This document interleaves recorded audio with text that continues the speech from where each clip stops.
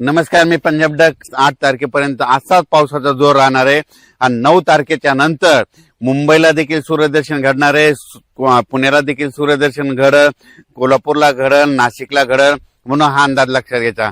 म्हणजे 9 तारखेच्या नंतर हे पावसाचा जोर ओसरणार आहे, म्हणून हे अंदाज सर्व शेतकऱ्यांनी आणि जनतेने हा अंदाज लक्षात घ्यायचा.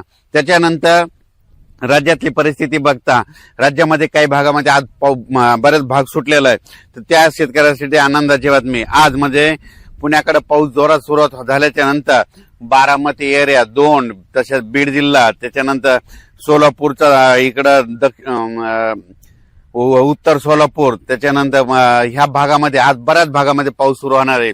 सांगलीकडे देखील जोरदार पाऊस सुरू होणार आहे, म्हणून हा अंदाज लक्षात घ्यायचा. फक्त सोलापूर जिल्ह्याचा म्हणजे दक्षिण भाग थोडा राहील, आजच्या थोडा कमी राहील, पण त्याच्यात देखील दक्षिण सोलापूरला उद्याच्याला पाऊस पडेल आणि त्यांच्या देखील पेरण्या होतील, ही अंदाज लक्षात घ्यायचा. त्याच्यानंतर लातूर जिल्हा, बीड जिल्हा, परभणी जिल्हा, जालना जिल्हा, अहिल्यानगर आज दुपारनंतर 2:30च्या नंतर इकडे देखील बऱ्याच भागामध्ये पाऊस सुरू होणार आहे, म्हणून हा अंदाज लक्षात घ्यायचा. आणखीन 2 दिवस म्हणजे मराठवाड्यात देखील पाऊस असणार आहे, म्हणून मराठवाड्यातल्या शेतकऱ्यांनी हा अंदाज लक्षात घ्यायचा. म्हणजे मराठवाड्यामध्ये सांगायचं झालं तर लातूर जिल्हा, धाराशिव जिल्हा, बीड जिल्हा, परभणी जिल्हा, जालना जिल्हा, संभाजीनगर, हिंगोली जिल्हा, नांदेड जिल्हा, मराठवाड्यात देखील आज दुपारच्या नंतर चांगला जोराचा पाऊस सुरुवात होईल. आणि 2 दिवस म्हणजे 7 आणि 8 म्हणजे 8 तारखेच्या नंतर मराठवाड्यातले देखील पावसाचा जोर उसरणार आहे. 9 तारखेला मराठवाड्यात चांगलं सूर्यदर्शन घडणार आहे, म्हणून हा अंदाज मराठवाड्यातल्या शेतकऱ्यांना लक्षात घ्यायचा. ज्यांची कोणाची पेरणी राहिली असेल, जर जमिनीत ओल असेल तर तुम्ही तुमच्या पेरणीचा निर्णय घेऊ शकता. त्याच्यानंतर सांगायचं झालं तर विदर्भाकडे पूर्व विदर्भाकडे आजच म्हणजे वर्धा, नागपूर, भंडारा, गोंदिया, चंद्रपूर, यवतमाळ तिकडे आज देखील पाऊस सुरू आहे.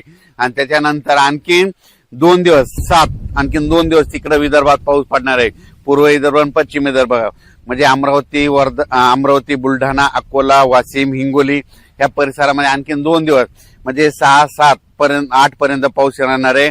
8 तारखेला चांगलं दुपारनंतर सूर्यदर्शन घडणार आहे, म्हणून विदर्भातल्या शेतकऱ्यांनी हा अंदाज लक्षात घ्यायचा. विदर्भातल्या शेतकऱ्याची कोणाची पेरणी असं तर तुम्ही काय करायचं, 8 तारखेला तुमच्याकडे सूर्यदर्शन घडलं आणि त्यानंतर वापसा झाल्याच्या नंतर तुम्ही तुमच्या पेरणीचा निर्णय घेऊ शकता. त्याच्यानंतर सांगायला उत्तर महाराष्ट्र, नंदुरबार जिल्हा, धुळे जिल्हा काही भाग आणखी सुटलेला आहे, पण नंदुरबार, धुळे, जळगाव आणि नाशिकचा काही भाग म्हणजे पट्टा, त्याच्यानंतर इकडे श्रीरामपूर, अहिल्यानगरचा काही भाग वंचित आहे, तर त्या भागामध्ये आज दुपारच्या नंतर 2:30च्या नंतर तिकडे देखील पावसाला सुरुवात होईल आणि त्या भागात पाऊस पडेल आणि त्यांच्या देखील पेरण्या लागू होतील, म्हणून हे अंदाज लक्षात घ्यायचा.